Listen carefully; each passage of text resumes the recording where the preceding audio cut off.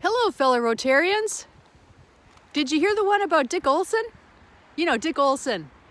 He was the club president back in '79, longtime Rotarian. Well, he won a prestigious award. They found him outstanding in his field.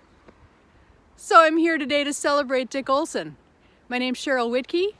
I'm delighted to tell you a little bit about Dick. I had a chance to talk to him a couple weeks ago, and here's what I learned. First of all, he doesn't give advice, so you have to just sort of watch and learn from his actions and the warmth that he brings to his life and to the people in it. He grew up on a farm in Edgerton, one of 4 boys, Norwegian stock, went on to travel to Sweden actually as a foreign exchange student through Rotary, before there was even a Rotary Youth Exchange. And then went off to the Korean War, where he fixed big, huge, fancy radar equipment to help with that effort. Came home, went to law school, joined Rotary, and has been working with us to keep the bylaws polished ever since then.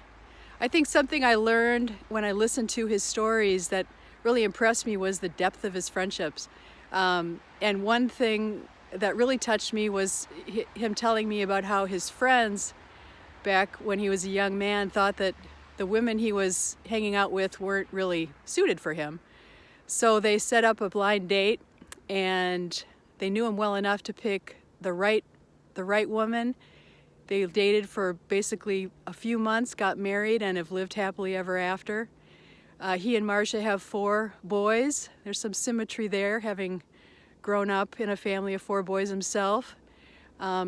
He worked as a attorney, particularly in utilities. And another thing I can tell you is that my husband was on the other side of the table with him when my husband was the head of the Citizens Utility Board, and he said he was always just professional, delightful, fun, even when you were on the other side of him. And that just says a lot, doesn't it, in these days?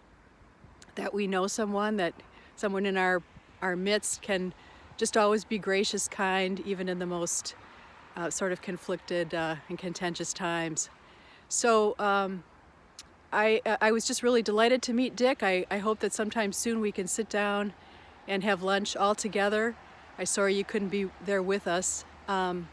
And I learned a lot too about his love of books and reading and his deep friendships with those that he reads books with and with the books in his life. So again, I want to celebrate Dick and thank him for his service to Rotary, and just let you know how lucky we are to have him on our club as a leader. We stand on his shoulders. So thanks. Have a great meeting.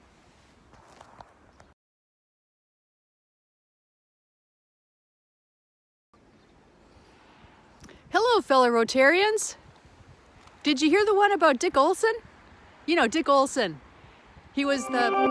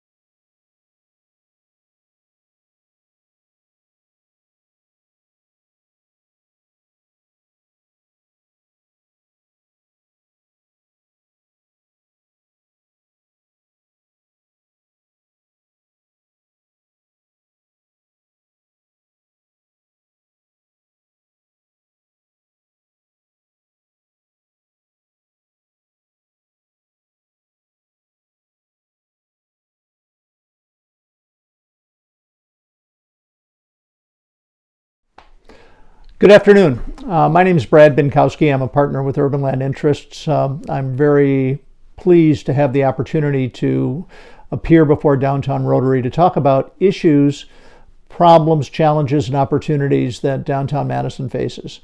I know it's a subject that's near and dear to my heart, and it's something that the members of Downtown Rotary are passionate about and are really in kind of a unique position to try and make a difference in. When we look at the last year, 2020, the advent of COVID, the social protests and the damage that we recorded on State Street, we've gone through one of the most tumultuous years that any of us have ever imagined, well beyond our comprehension. We're at a point where downtown Madison today is very similar to what existed in downtown Madison in the 1980s.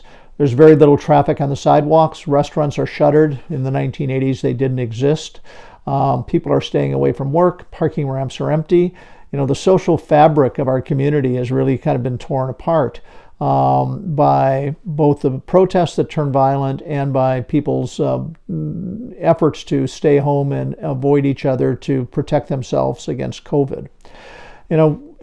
In these times, it's really important that we remember what downtown was and that we really anticipate what it can be again, and that we really understand the steps that are necessary to make it something better.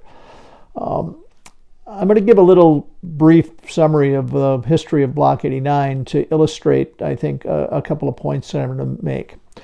One is, it's really important for people to invest in projects and in efforts that can make a long-term difference. Without that commitment to the future and without that investment, things are not going to change. Things are not going to just automatically come back to normal. In 1980s, downtown Madison was deserted because all of the retail tenants and shops had moved out to malls on the east and west side of town. There weren't any new office buildings. The last